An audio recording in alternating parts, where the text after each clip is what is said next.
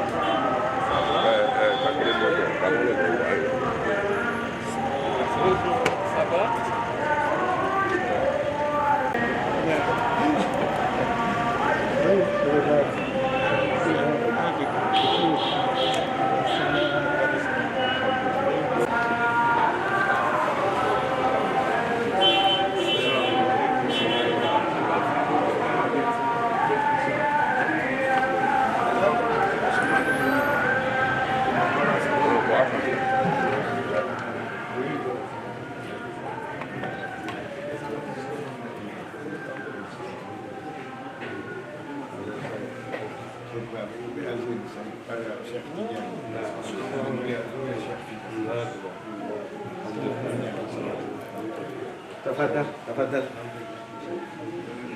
ايوه تفضل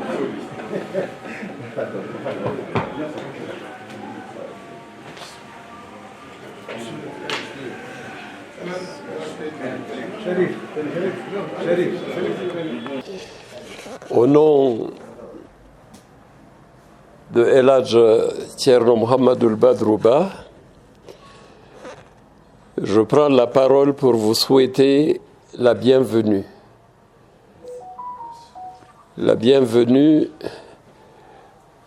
à notre érudit Cheikh Souleymane Sidibé et à la délégation qui l'accompagne, au nom des populations de l'Abbé. Pour vous accueillir, ce n'est pas le nombre de personnes qui importe, mais la qualité des hommes qui vous attendent ici pour vous accueillir. je dirais que nous avons tout le Labé ici. Nous avons les représentants des 4 groupes de familles ici. Nous avons les représentants des différentes coordinations. Nous avons les représentants des chambres consulaires. Nous avons les représentants des conseils de mosquées. Nous avons les représentants des secrétariats des affaires religieuses et nous avons également un descendant de Cheikh Tidiane. Alors, c'est avec un réel plaisir que nous vous accueillons ici, espérant que la traversée pour arriver à la baie n'a pas été dure vu l'état de la route. Et également, je voudrais que vous sachiez que les populations de la baie vous ont dans le cœur et dans l'esprit et avec une grande fraternité et une très très grande amitié. Vous êtes les bienvenus ici, vous êtes chez vous ici à la baie. Dieu qui sait récompenser chaque geste à sa juste valeur, nous le prions de vous récompenser pour la visite que vous nous accordez. Soyez les bienvenus, que Dieu vous récompense et qu'il nous protège tous. Ce message, au nom des populations de la baie, transmis par moi et avec la recommandation de notre cheikh El Hadj Thierno Mohamadou Badrou. Merci beaucoup. اللهم صل على سيدنا محمد الفاتح لما أغلق والخاتم لما سبق ناصر الحق بالحق والهادي إلى صراطك المستقيم وعلى آله حق قدره ومقداره العظيم. أيوة عندي على تندو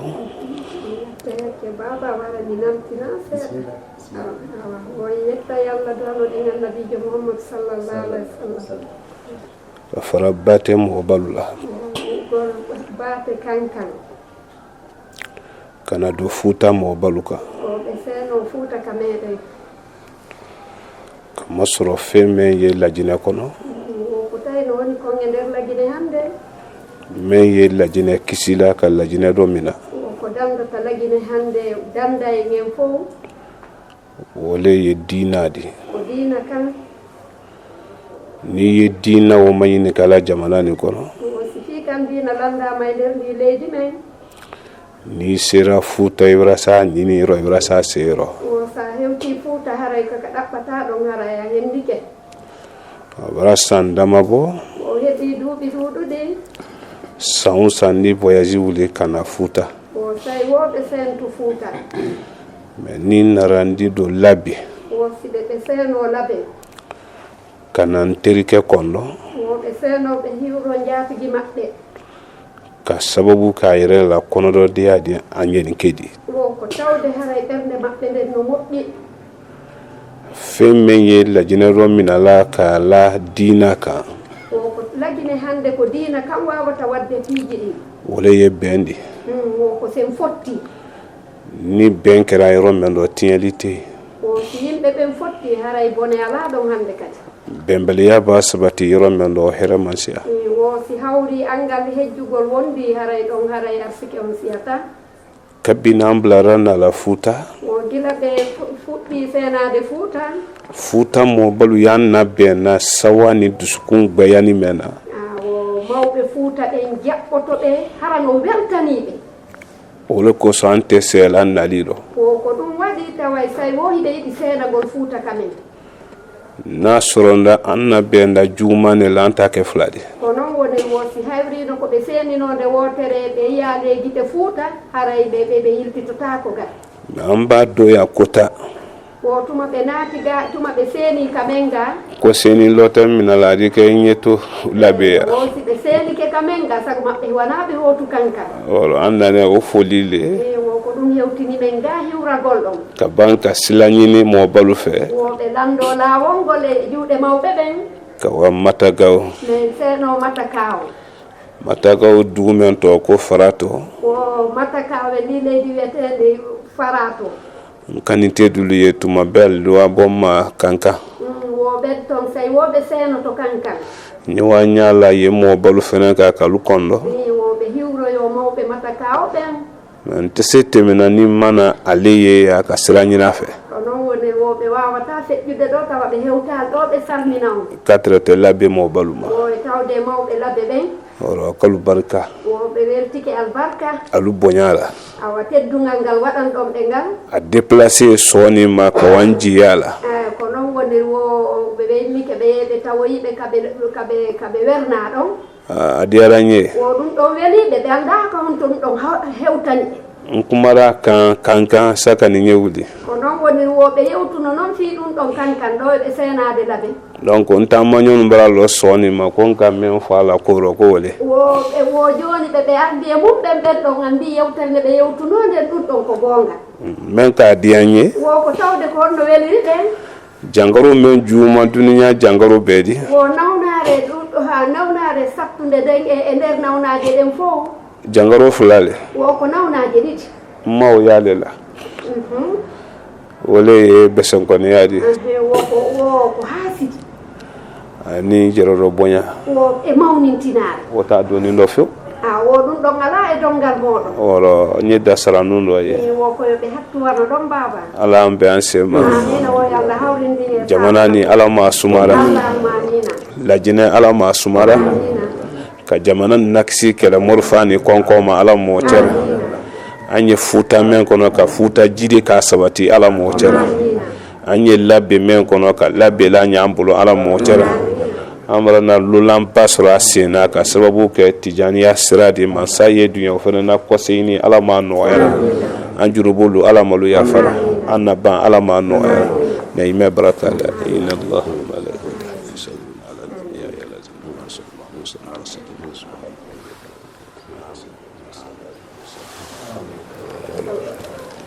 ya allahumma salli ala sayyidina muhammadi wa alihi wa sahbihi wa sallim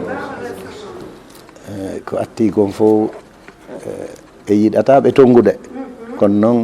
sago men noon e yiɗata kadi waynondirde e maɓɓe hara no yawiri sabu si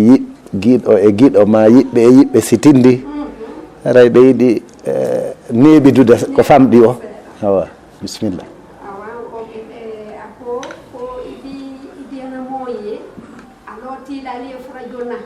ne a lotila fana iyayen koro aliye frankoro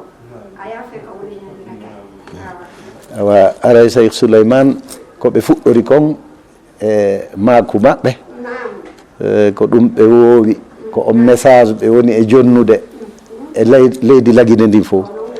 hollugol ko diina l'islam kan woni ko hoolorɗen ko ɗum woni ko faaboto en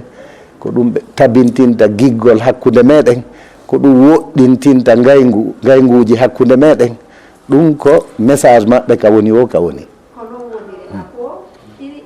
yakkuma men fo la watiɓe petolmal on yila watiɓe ko adama den silama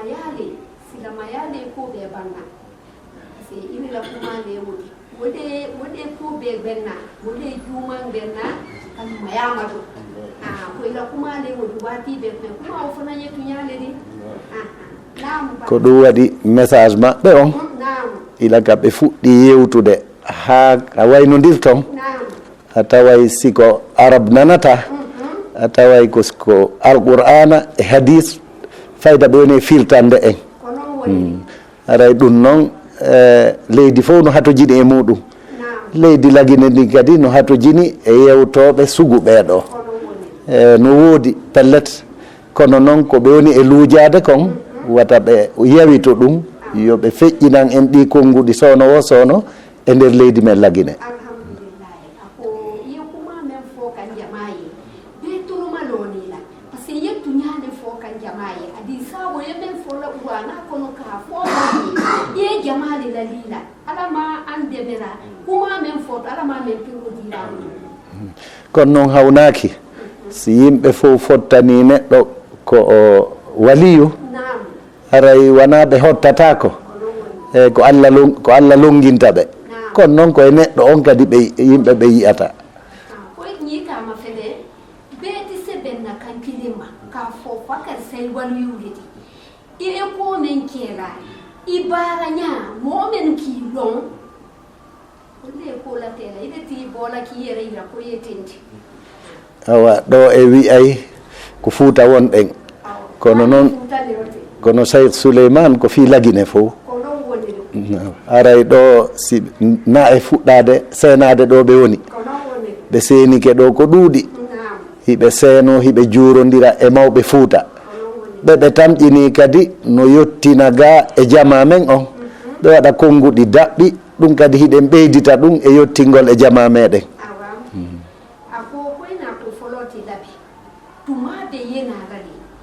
aliye kuma men na tambila nyon fe al falanye kuma la jamaa toli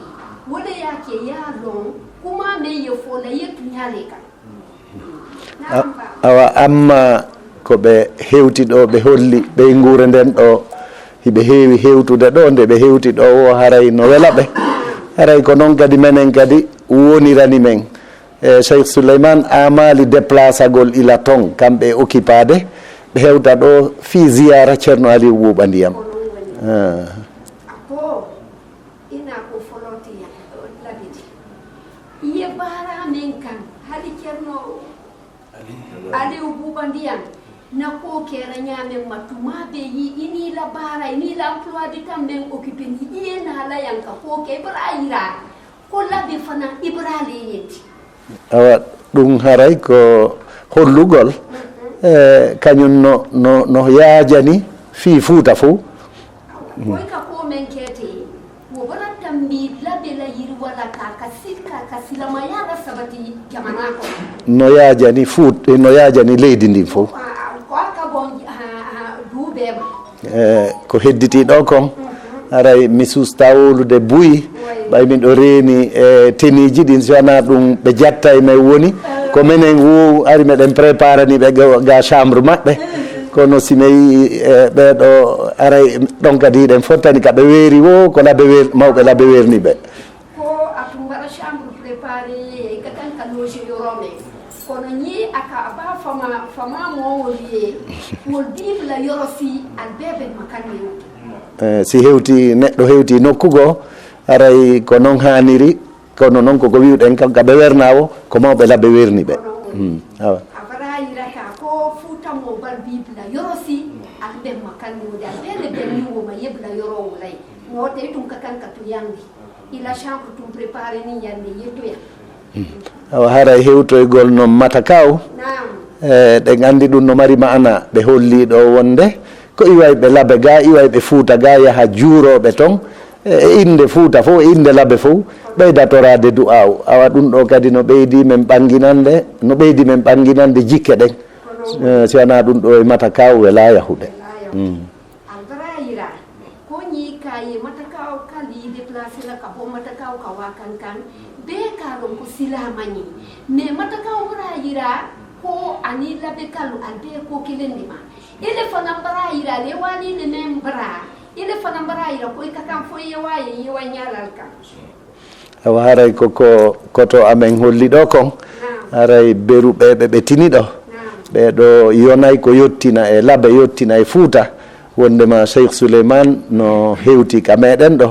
haray ɓe waɗani en du'a le fuuta kadi du'oto si inchallahu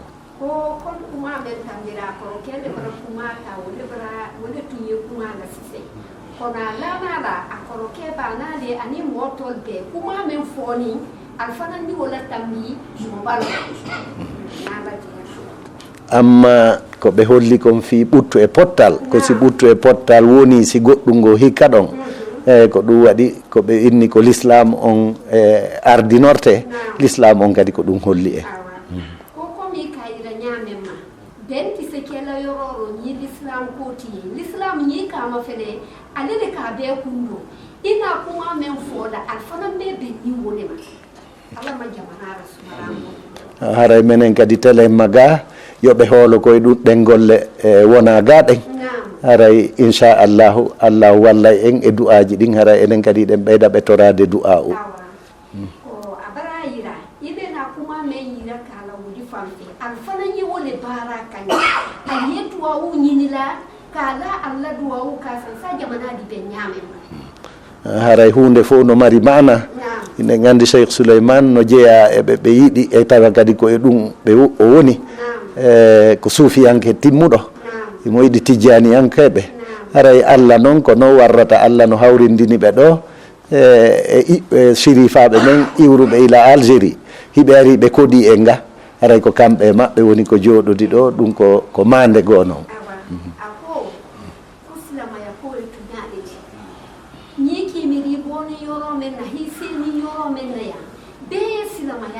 ini men sini nyon nate mo fanam boni Algérie ko siri fude muti yela la yetu nyamen kan ala bara ala Syria asi ambara na ka ufanan teranye wara giggol ko woni hakkunde amen ko nga ko giggol fi Allah fi nulaado Allah du wadi joni simen inni men jogoto be do lewru ara be magay ko sago kanun tiya men ini ante alba fosi sen aliyimina la yankaro kelen ha akodi awa haray ko hedditi ɗo e weltanike e commandant zone militaire o haray ko keso himo ari hewtugol makko kanko kadi ɗum ɗo ko mande wonde tooli makko on ga ne ɓaali ko hewtiɗo haray ko baraka wonanimo ara e weltanike mo ko o kippi kon biɓe hewtiɗo ɓe seedali haray gouverneur kadi ko noon men humpodirno hanki jemma préfet kadi ko noon e maire fo haray e weltanike autorité ji ɗin ko wawi en kippande ɓe bisimillah awa ako kwa albrasewa ni kaye commandant de la zone militaire won parana ka anda ben silala préfet gouverneur albe autorité mume wala ya yira la ko albe ben min kankilin ma alfana brasewa ko yedwa buke woliye Odawo ko keso commandant Kurali. Ni nasan Kurali. Commandant ni nasan Kurali. Fa fana mbara men yete nyaani. Mo bara wasa. Waray ko hedditi ɗo gon Nouruddin ɗum ɗe gandi ɓe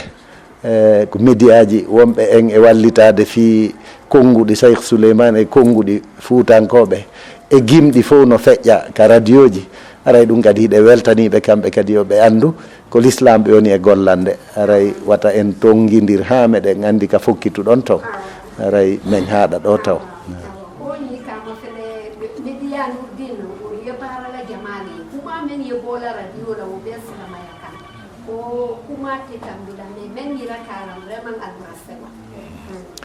aray joni en toroto shérif en ɓe waɗana en kamɓe kadi du'a o نسألك الدعاء آمين ناصر الحق بالحق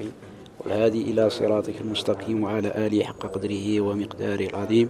ربنا تقبل منا إنك أنت السميع العليم ربنا آتنا في الدنيا حسنة وفي الآخرة حسنة وقنا عذاب النار ربنا لا تزغ قلوبنا بعد إذ هديتنا وهب لنا من لدنك رحمة إنك أنت الوهاب ربنا إنا سمعنا منادي ينادي للإيمان أن آمنوا بربكم فآمنا فاغفر لنا ذنوبنا وكفر عنا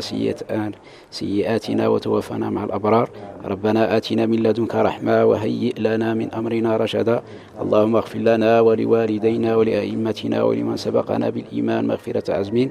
اللهم اغفر لنا ما قدمنا وما أخرنا وما أسررنا وما أعلنا وما أنت أعلم به منا آمين اللهم صل على سيدنا محمد الفاتح لما أغلق والخاتم لما سبق ناصر الحق بالحق والهادي إلى صراطك المستقيم وعلى آله حق قدره ومقدار العظيم سبحان ربك رب العزة عما يصفون وسلام على المرسلين والحمد لله رب العالمين من الشيطان الرجيم بسم الله الرحمن الرحيم الحمد لله رب العالمين الرحمن الرحيم مالك يوم الدين إياك نعبد وإياك نستعين اهدنا الصراط المستقيم صراط الذين أنعمت عليهم غير المغضوب عليهم ولا الضالين اللهم صل على سيدنا محمد الفاتح لما خلق والخاتم لما سبق ناصر الحق بالحق والهادي إلى صراطك المستقيم وعلى آله حق قدر ومقداره العظيم ربنا تقبل منا إنك أنت السميع العليم ربنا آتنا في الدنيا حسنة وفي الآخرة حسنة وقنا عذاب النار ربنا لا تزغ قلوبنا بعد إذ هديتنا وهب لنا من لدنك رحمة إنك أنت الوهاب سبحان ربك رب العزة عما يصفون وسلام على المرسلين والحمد لله رب العالمين. Alors, comme il est de nos habitudes, c'est ce que nous avons réservé, ces noix de cola et ceci pour accompagner. Merci beaucoup. Alors, Albert. Mes frères.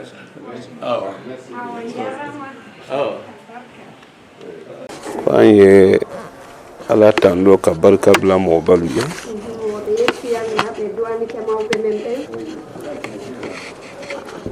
mo men dane bonya la asato bonya le ro o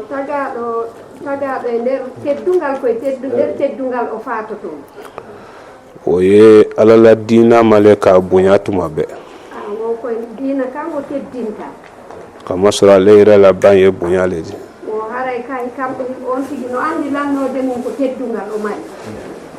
mo ni mena banto doyama o ade lanni to raydo e nder fandugol o ye ala la dina maka doya kama sura leira la ban doya le di haray ade mo on tigi no andi kanko fi makko ko fandi labi mo balu la bonya ala koso o mawbe labe ben fi Allah akera ala nyina o ko yeso Allah wadi al barale o ko golle mum al cewlile ko dun do wowdo ni ala sonna ala wodal sara o Allah lambe subhanahu wa ta'ala on go yobayo ambra sawa wo be weltike sawa membe andu sula beti se folande kuna ko be welti kon fo ka berne mabbe be wawata on hollude dum kon fo to men kenalu bolo wo hunde ne waddon den kamina jamana ni ma ka jamana do suma ala ma sabatira toriki Allah subhanahu wa ta'ala on yo Allah yo leydi men di yo bustangi ka jamana man sake kandam bolo ala mo sabatira o lam to leydi ne yo Allah renu mo ayna antino ka latan ka dolani droku ma ala mo sabatira o bibbe men be yo Allah dandude nayna barakala soli ala muhammad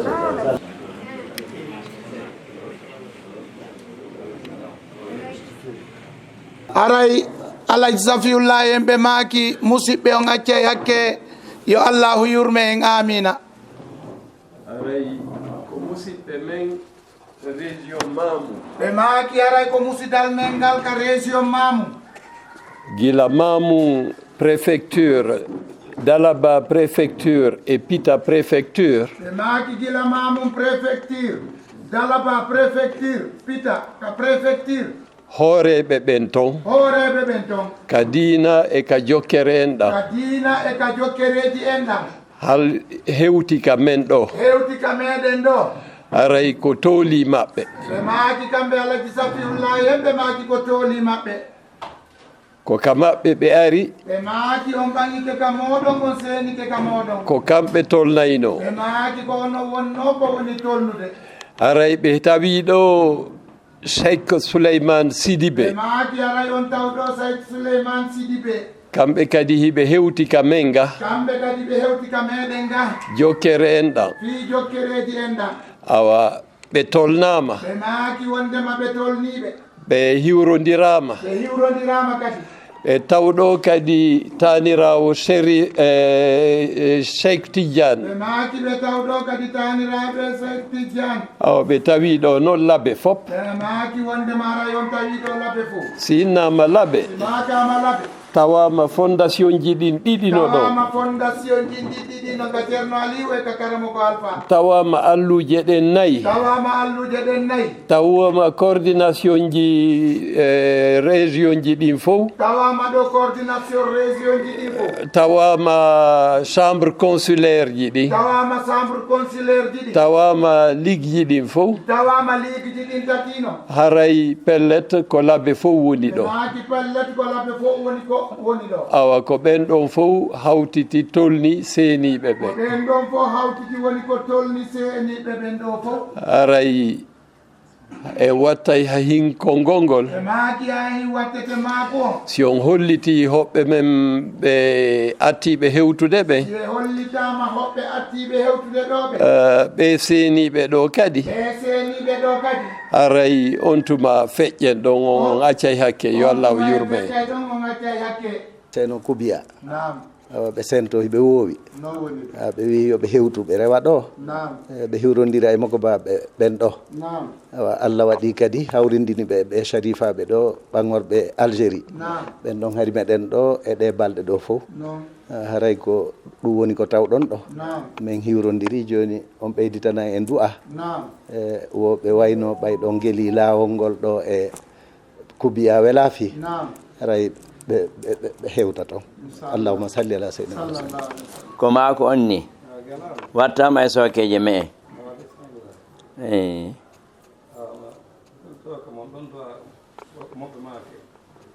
o haray délégation seeniɓe ɗo ɓen salmini musidalla men ɓe men tawi ɗo ɓen salminago l'islamu mais wi on assalamu aleykum wa rahmatullahi taala wa barakatu kono men tawri ɓeɗo ni no seeni jokkere en ɗan menen kadi meɗen seedoni noon jokkere en ɗan yallah waɗa en fof jokkoɓe en ɗan hawrindinayi en fof e ko Allah o yiɗi yarli haray men tumbi men ke men ommi men wattike no men tawri on no men woni ɓaawo eɓɓore moɗon nde meɗen watti e sokeji mo allahma salli ala sayyidina Muhammad Pita Dalaba comme Mamou men na menu nanin te wol fanan nanin de an nanin memma wol fanan nanin wole kamma ko albara sewa Allah nariro albara aliyereta ka karfa alula albeye ko kelende kan alna jama folo men trela yang alfanan baral yereta kala jama wo kan ambeye ko kelende ma ni alfera yang alseni yang wolela wassalam على محمد وعلى آل محمد صلى الله عليه وسلم تسليما أنا بلدي كاميرا سوا بعدين نسنا مليلا وصوما كماموندي كاترة دلاباما كاترة بيتاما سكني نيسيلابي mamun ka bunyale kenye mamun ko teddungal wadani be jama kurule bora ka nyebe mamun carrefour la ko jama buyi be yaltuno be jabbi be mamun 7 kilo aluka bunya ba kenye e kuno be wadani be teddungal dala ba ye nyawolema ko dala ba kadi wairi no pita fene ye nyawolema pita kadi woniri no kana suno labi wo be ari be huyni labe ni mo basani wuli la woro wo si em mawbe don seni ke labe kana fuli warala bonya woka wo be seni ke be hiwri ke be watti e ngal teddungal don kalu barka wo haray ko albarka mo te ko kala mo ye nyumaro wo godda wadanta goddo ko muddi yakili jerele wo ko hore ma wadanta kama sura Allah subhanahu wa ta'ala wo Allah kan wo yo bay nyamande ni te ko kala mol la jugumano wo awalata goddo ko boni juguman kala ya sila jerela wo ade wado ko boni hera yon don kan no andi hore makko kama sura Allah subhanahu wa ta'ala wo Allah lan don kan yo bay nyamande ni fenkele men bela ma ala ma katimi sayaka wo ko hunde wotere satti Allah lan don harana fatunde ole lulande wo ko kodo yaade ni donda futa wo si a hewti futa lolanya di buyu kono dure idi ke dure ndi bunya kono sa hewti fuuta a waɗata koɗo a wonay ta kanjo kalu barka o albarka kalu barka o albarka kalu barka o albarka kama soro ni saya kera o sifatunde waɗi saya bunda te fola ko ka do wasali fardala o sifatunde waɗi ɓe nata wo julɗe farilla ɗen koyo ɗuyte men ala ko ni lolan wulida wosi koɗo immike kabra do bo la sali fardala o haray on tigi allahu lan ɗon no ɗuytani on ɗon julɗe farilla ɗen ako bunya ke lolan ne o ko ɗum ngal teddungal ɗon ko koɗo jeeyi ɗum ɗon ni men ka lolan wo bunya wosi goɗɗo yiltike noon teddini on koɗo ala di so bunya do o allah okkorte teddungal wala ko so futa o ko ɗum sabuna fuuta ay sabatile ma o fuuta koko kelɗata few akun kasiya o haray no ɗuuɗi honno ɗum ɗon no ɗuuɗi kalu barka o albarka bunya di se batema o teddungal ngal hewtoye kankam katrete jankana o hewtoye jankarna katrete jansumana o hewtoye jansumana soli ala ma عبدك ونبيك ورسولك النبي الأمي وعلى آله وصحبه وسلم اللهم افتح علينا جميع أبواب رحمتك في الدارين اللهم يا مقلب القلوب والأبصار ثبت قلوبنا وأبصارنا على الإسلام اللهم برحمتك الواسعة أمنا اللهم أهدنا جميعا إلى ما تحب وترضى بجاه نبيك المصطفى ورسولك المرتضى اللهم ارزقنا جميعا رداك ورضا رسولك ورضا الأشياخ ورضا الوالدين بجاه نبيك المصطفى اللهم صل على سيدنا محمد وآله وسلم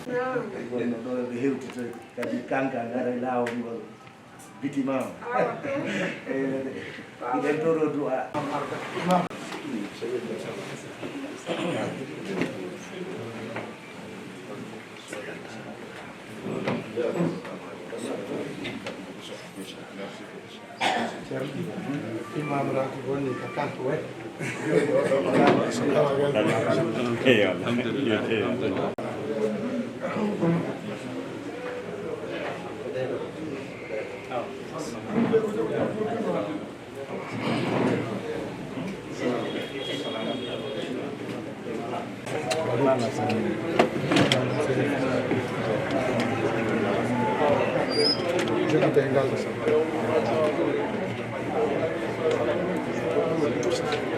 Lai, mubarika. Alai lau.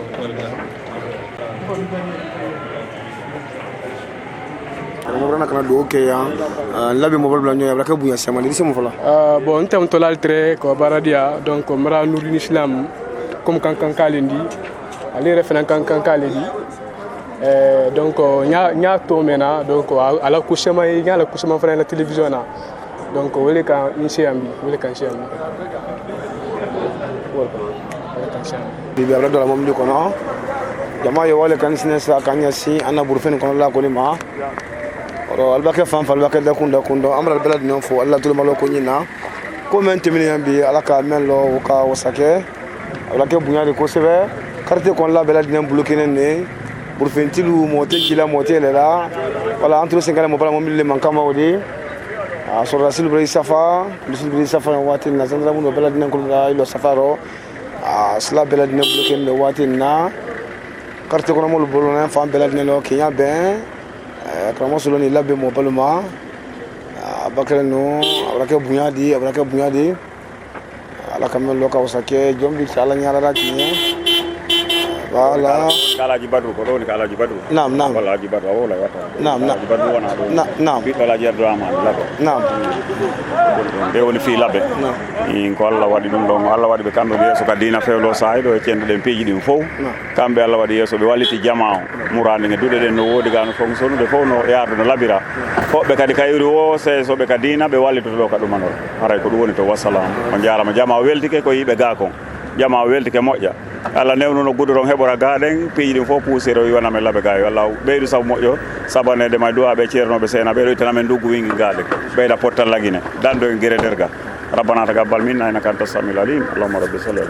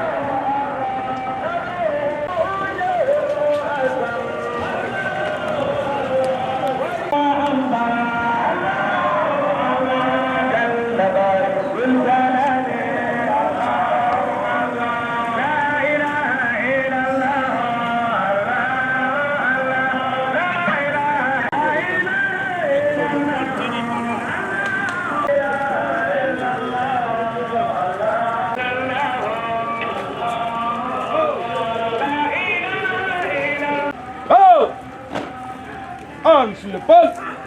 Droite. Reposez. Repos. Samga pause. Repos. Pause. Padec. Repos. Pause. Lame sur poule. Droite. Prêtez.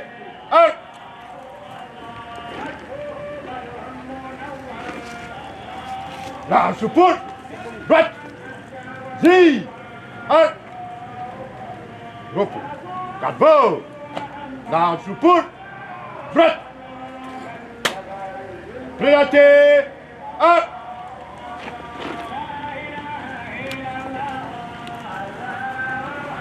Qui donne l'air en place, prêt à recevoir vos instructions. Capitaine Abdoulaye Diallo, officier adjoint CI Koubia, à vos ordres.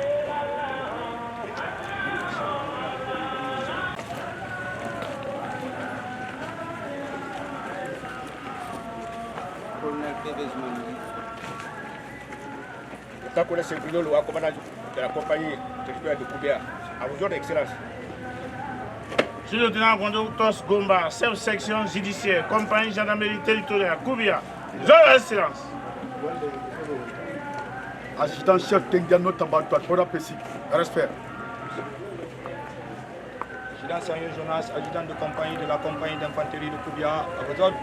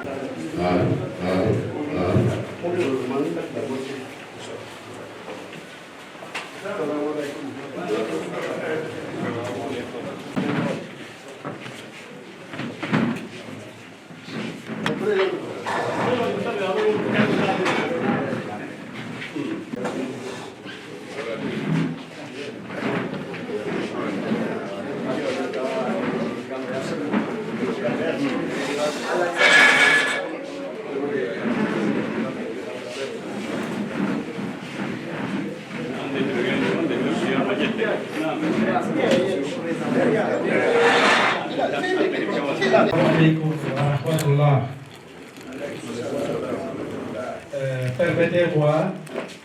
de vous livrer l'ordre des interventions pour cette séance de prise de contact avec nos hôtes. Premièrement, nous allons présenter les officiels. Deuxièmement, ça sera le souhait de bienvenue par Monsieur le Président de la délégation spéciale de la commune urbaine de Koubia. Ensuite, ça va suivre l'allocation du secrétaire général chargé des affaires religieuses de Koubia. Ensuite, cette allocation sera suivie par celle du représentant de Monsieur le Préfet, en l'occurrence le secrétaire général chargé des collectivités décentralisées. Ensuite, il y aura l'allocution-réponse de la mission. Et enfin, il y aura la bénédiction des sages.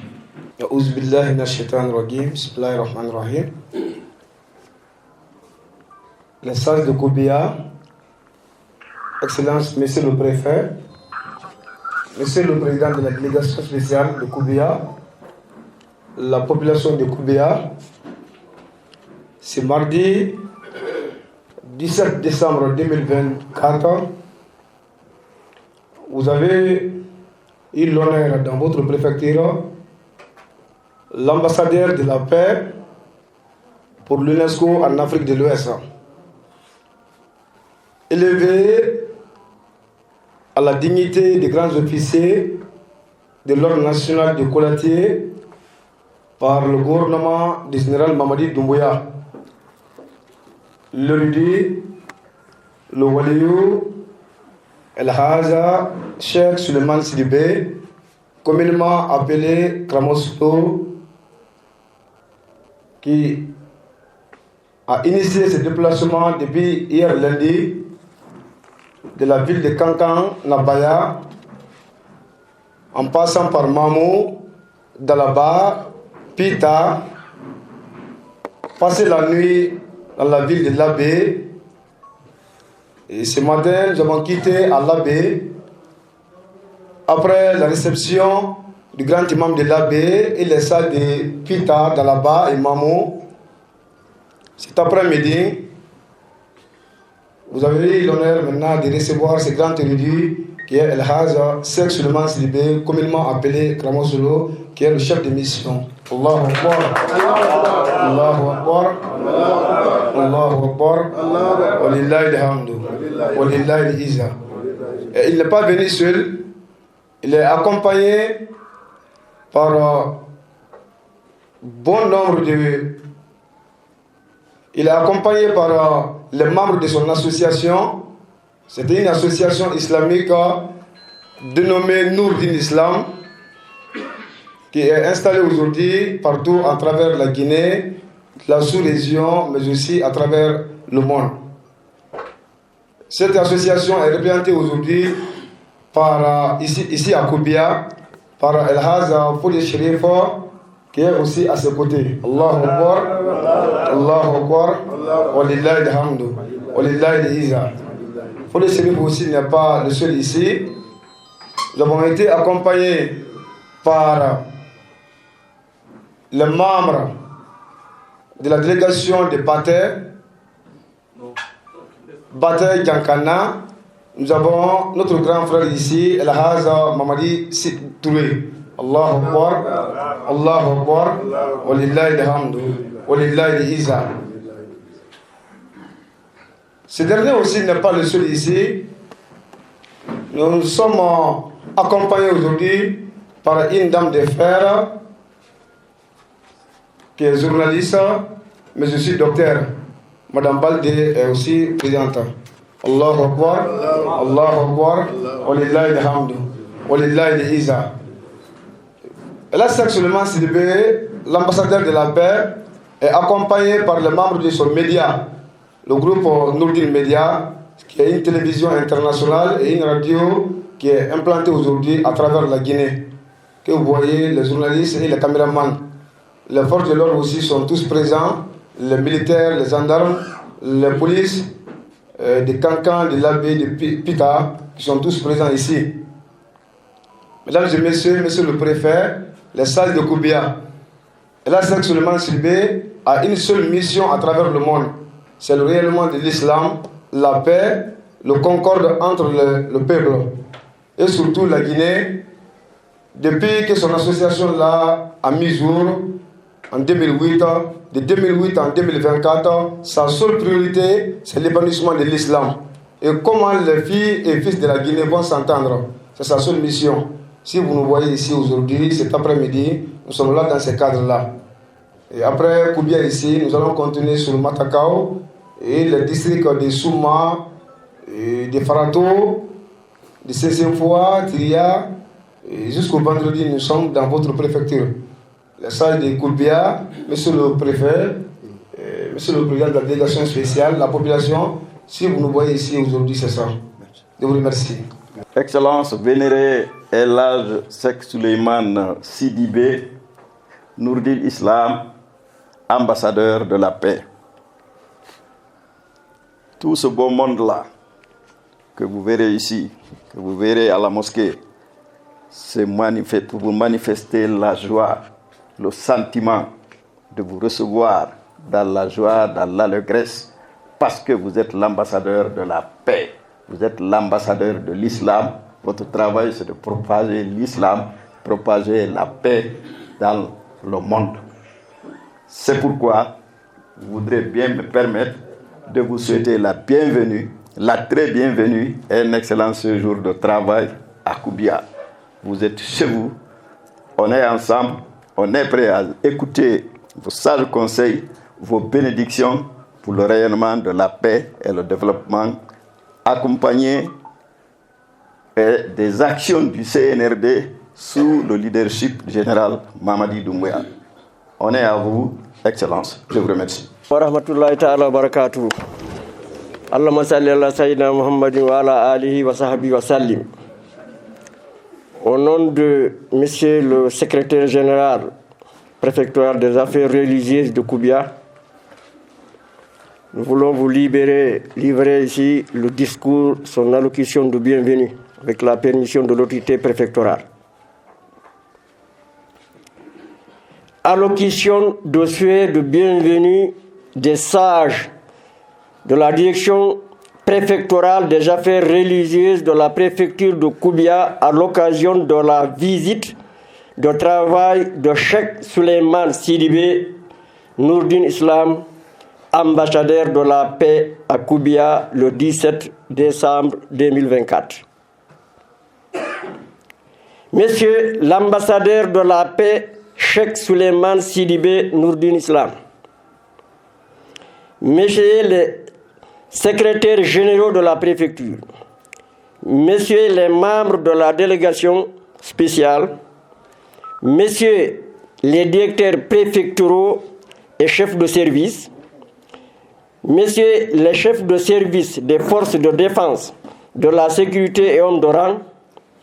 vénérés sages, notables et religieux ici présents. C'est pour moi un honneur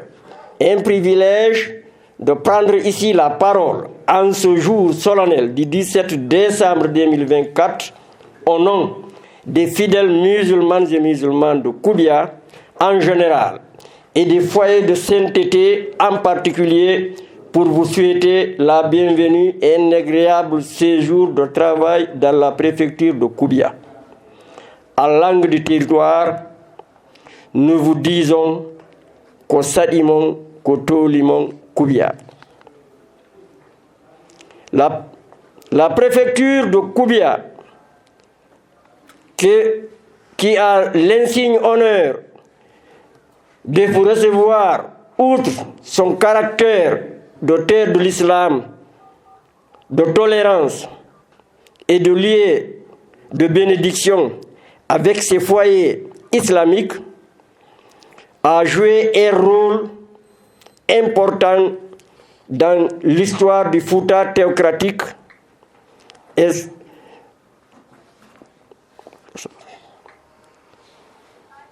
cerne les valeurs culturelles et islamiques.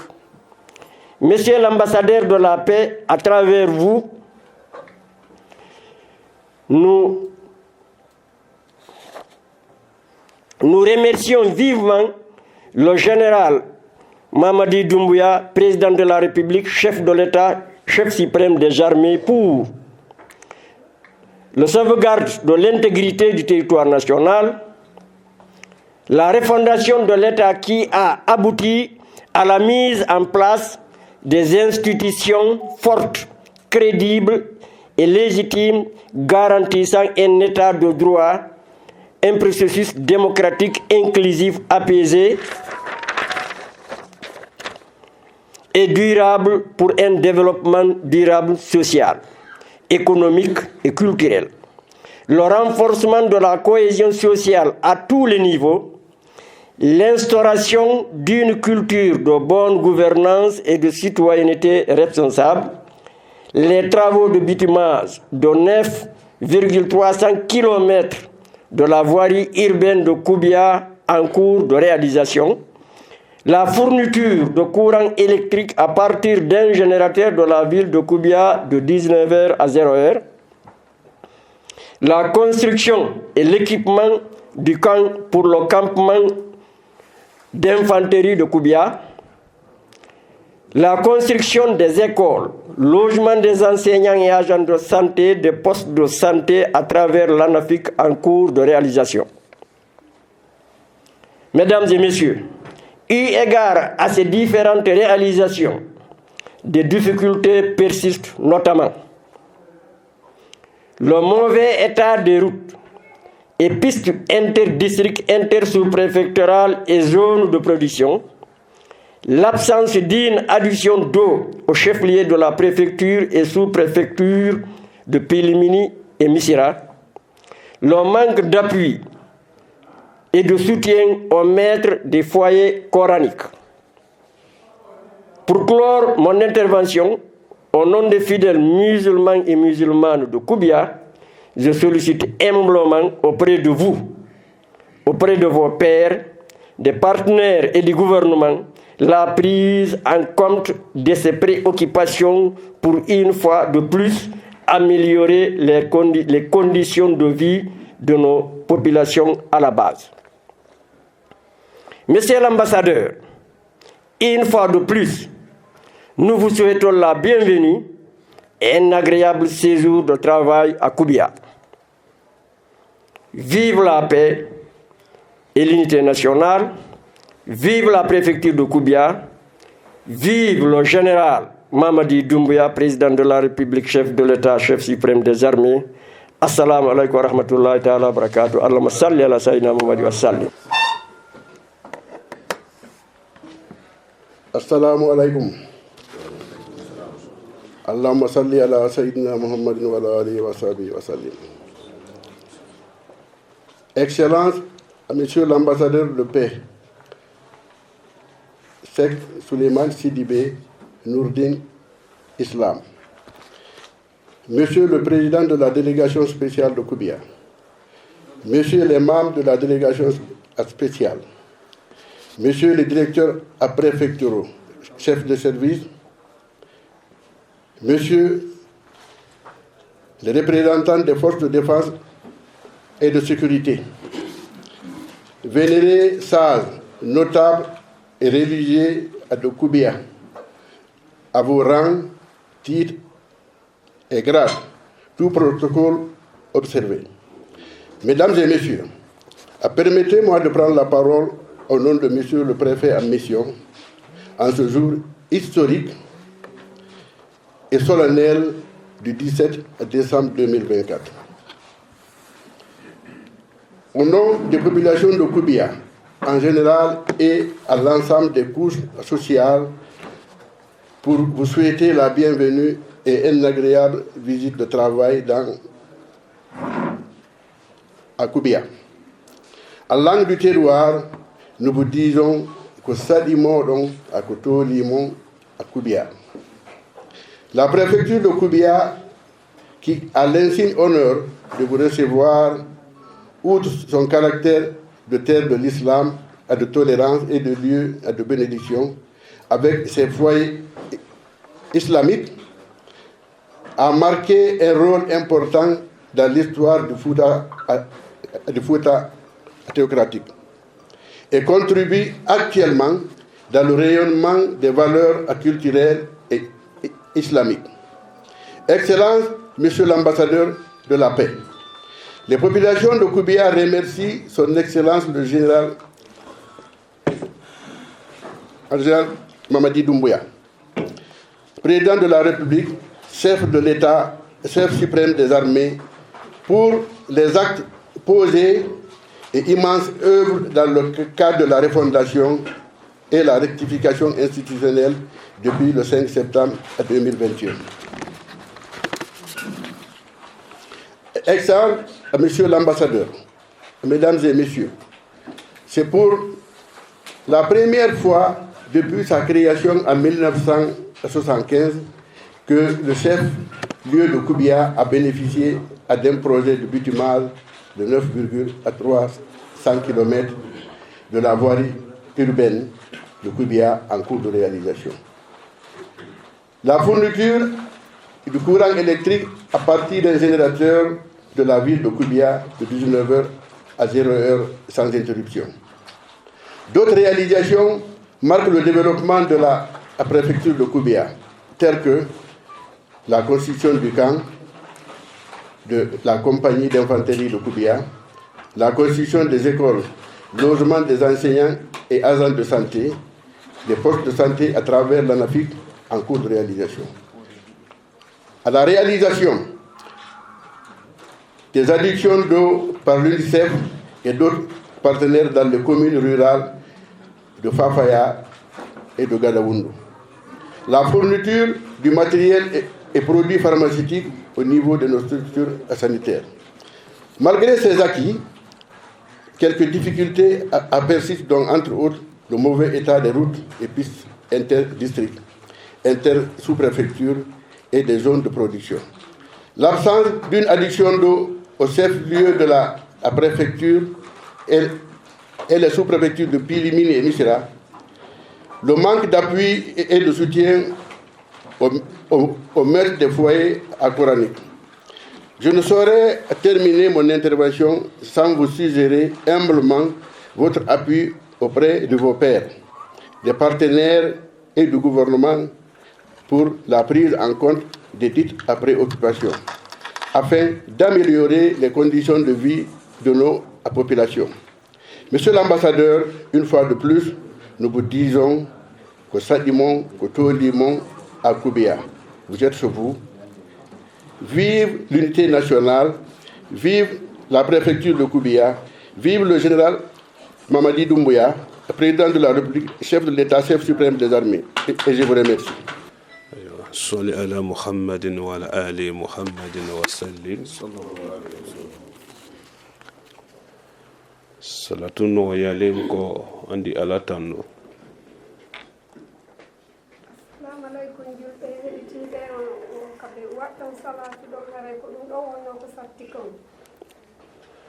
kafara bate mo balula lude e bate kankan kana do futa mo baluka seno fuuta ka meɗen ko sowma ke labbedi kunu suro bindi muɗum hara ko laɓe wona ka boye sogonima ɓe giwi laɓe bimbi kana do kubiya mo baluka teleni ɗo min hewti kubiyaka mawɓe men ɓen kalu barika o albarka alubarika barka buña men kena alubulo o teddungal ngal waɗan ɗon men ngal a fadane ala lilla o kaka allah iwri buñani ye sorona bene kono o ngal teddungal ɗo koye pottal ngal heɓoto kama soro bemba ke yero men ɗo tiyeli teyi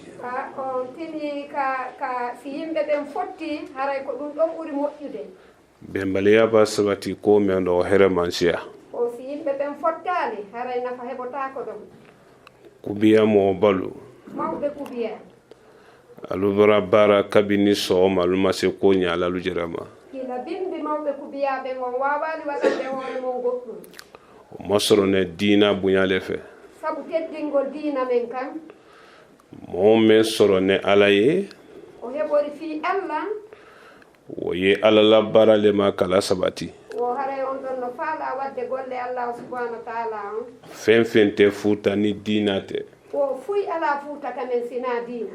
koro iba buña men soro futa dina nofe o te bara la hankilimal lo sa heɓi teddungal fuuta haray ɗum ɗon ngalɗintama ni ala sonda o si allahu nan ɗo newni jaɓi laji solo te administration kono ɓe o kamɓe ambassadeur de la paix on elage Seck Souleymane Sidi ɓe kippay fi golle gouvernement o men kam men yi koɓe tini kon anin kam men na korosi e koɓe tini kon ni ala sonda wo baɗo dise kotiluma o si allahu lan ɗo newni jaɓi ɓe yottinoyene langal amra alamadiya o en toriki allah subhanahu wa taala on kama soro an botoya sisa kawa matagaw kasi farato ko matakaw men fokkiti ɗo si allah jaɓi men waaloyam farato amra ala deli en toriki allah subhanahu wa taala on ndone ka hami men to yambi ala ma noyala o kala ande nde men tawi ɗo yo allah ittude andone ka here men to ya ala mo jidida o kamen tawi honno kamen naɗɗuma ko men tawi ɗo o haray ɗum ɗon kadi haray en torki allah yo allah newnan en ko moƴƴi kon amra sawa haray ɓe weltike men ɓe yenambulo nan ko ando sawaña fo suudi ko amma ɓe maaki wonandema ko ɓe tini ɗo kon fof si ɓe maaki ɓe lintay ɗum ɗon fof haray en niɓɓay ɗo ubiya lik islamique barka awa o ɓe holli islamique on wo ko albarka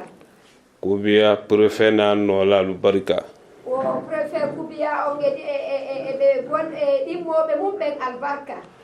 kubiya militaire lu alu barka o militaire ɓe kubiya ɓen albarka gendarmerie barka gendarmerie on albarka police barka police ɓen kadi albarka commune maire albarka commune maire on albarka o bee la denen lane anna mo balle ka kubiya albarka wo ɗum ɗo ɓen ɗon fof ko watti koye hoore mawɓe men ɓen o albarka ni ala sonda si allahu lalɗo newni jaɓi nane bara men kama préfecture kono golle ɗe ɓe seeni waɗugol ɗen e o préfecture men ɗon télé sabalɗe koye nder balɗe tati hankilimal ba men na korosi yani mbote wo maɓɓe ɓen hakkil ko ɓe tini wo haray ko ɗum ɗon alluwo baloke on kofe o tiladin sorobate ɗum ɗon ɓaawo maɓɓe صلي على محمد وعلى آله وصحبه وسلم اللهم صل على سيدنا محمد الفاتح لما أخرج والخاتم لما سبق ناصر الحق بالحق والهادي إلى صراطك المستقيم وعلى آله حق قدره الإله العظيم ربنا آتنا في الدنيا حسنة وفي الآخرة رحمة وقنا عذاب النار وادخلنا الجنة مع الأبرار يا عزيز يا غفار رب العالمين ربنا هب لنا من أزواجنا وذرياتنا قرة أعين واجعل للمتقين إماما يا رب العالمين اللهم ارزقنا في بلادنا هذا سلاما وبردا واتفاقا يا أرحم الراحمين رب العالمين سبحان ربك رب العزة عما يصفون سلام على المرسلين والحمد لله رب العالمين. اللهم صل على سيدنا محمد الفاتح لما أغلق والخاتم لما سبق ناصر الحق بالحق والهادي إلى صراطك المستقيم وعلى آله حق قدره ومقداره العظيم. ربنا آتنا في الدنيا حسنة وفي الآخرة حسنة وقنا عذاب النار وادخلنا الجنة مع الأبرار يا عزيز يا غفار يا رب العالمين. سبحان ربك رب العزة عما يصفون والسلام على المرسلين والحمد لله رب العالمين. الرحمن الرحيم مالك يوم الدين إياك نعبد وإياك نستعين إياك نعبد وإياك نستعين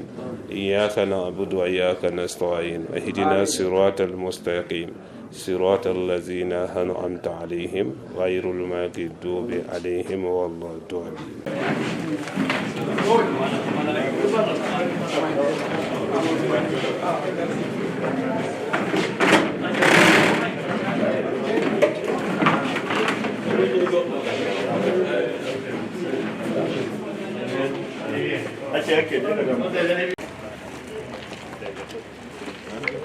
Go! Bayonet! On! Groupe! Calme! L'arme sous poule! Cut! Priorité! Un!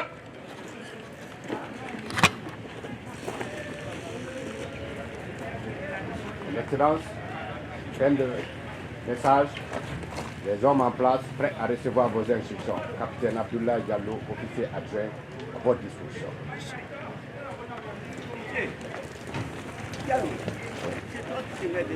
Oui. Colonel Pérez Mangui, du bataillon de la portion centrale. À vos ordres! Ça a bien copié.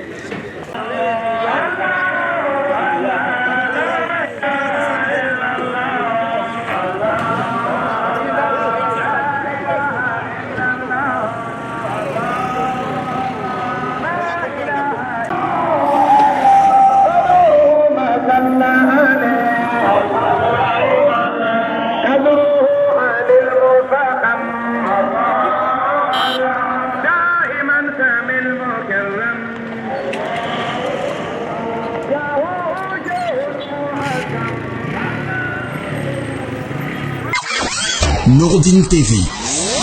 la vision de Cheikh Souleymane Sy.